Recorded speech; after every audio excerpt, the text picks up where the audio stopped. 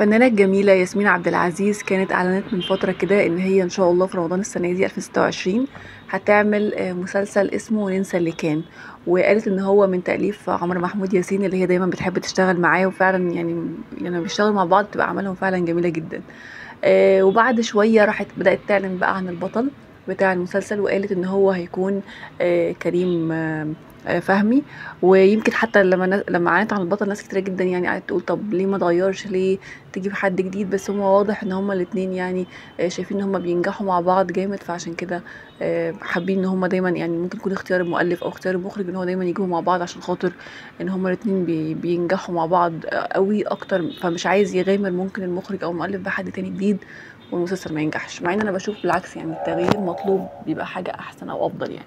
المهم بدات بعد كده شويه شويه بقى بدات تتكلم عن بقيه الكاست بتاع المسلسل.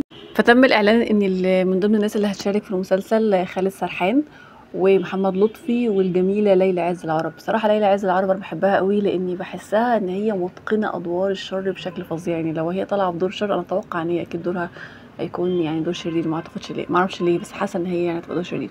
بس هي ادوارها في الشر بصراحه بتبقى مقنعه بشكل رهيب يعني.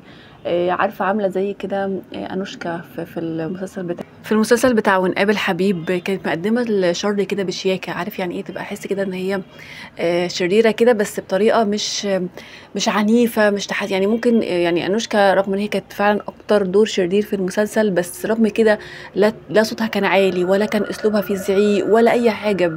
يعني بينت لك الشر فعلا وهي اكتر واحده شرانيه في المسلسل، لكن بهدوء وبشياكه. وفعلا كده حسيت ان انت متضايق منها جدا، بس في نفس الوقت هي ما كانش الشر بتاعها مفتعل زي ما الممثلين كتير بيعملوه، اللي هو بتلاقيه بقى بيتعصب وتتعصب وتزعق وتتخانق وتضرب وكل ده. لا، هي تحس ان هي شريره بس قدمت لك الشر ده باسلوب شيك. فكان فعلا يعني انا بحس ان ليلى عز العرب برضو فيها نفس المدرسه دي، بتقدم الشر برضو بهدوء كده من غير ما يكون فيه افتعال ولا خناق ولا زعيق ولا اي حاجه.